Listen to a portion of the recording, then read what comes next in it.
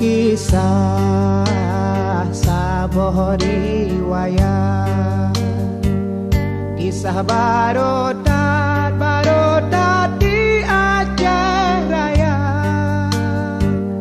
Lam karu Aceh timungan barat ngon barat, di saboh tempat muno calitra.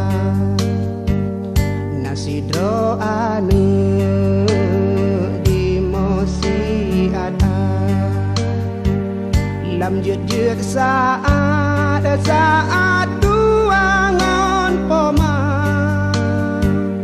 ditanyong ba ama ayah jinopat hai jinopat, dilon rindu tat kena rupa.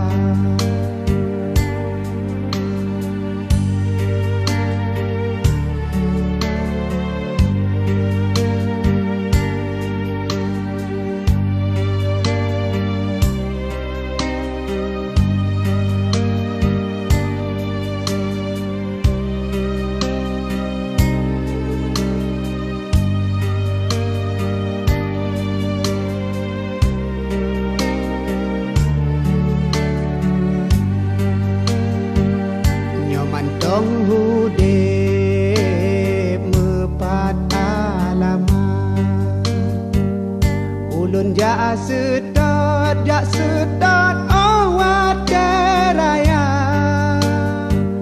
Nyoka meninggai mepat kejirat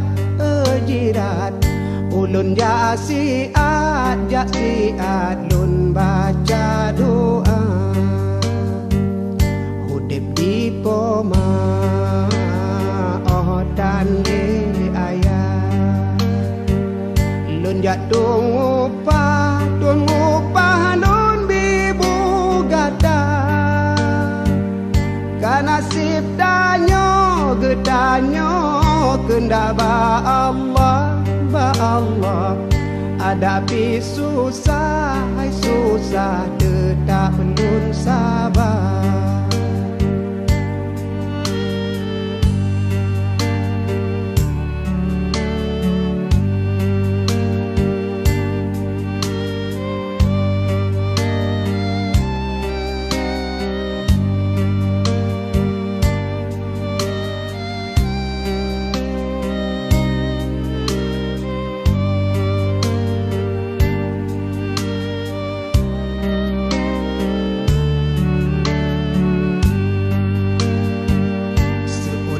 Poma anemu tua, kendak ba Allah getanyo sabar.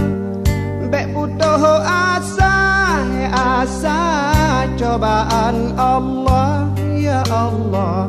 Sabar ngon tabah dudo bahagia. Laki doa kaniba Allah, ubi musibah beletro dekat. Aceh beaman belero darah seramo Mekah bukong agama. Seramo Mekah bukong agama.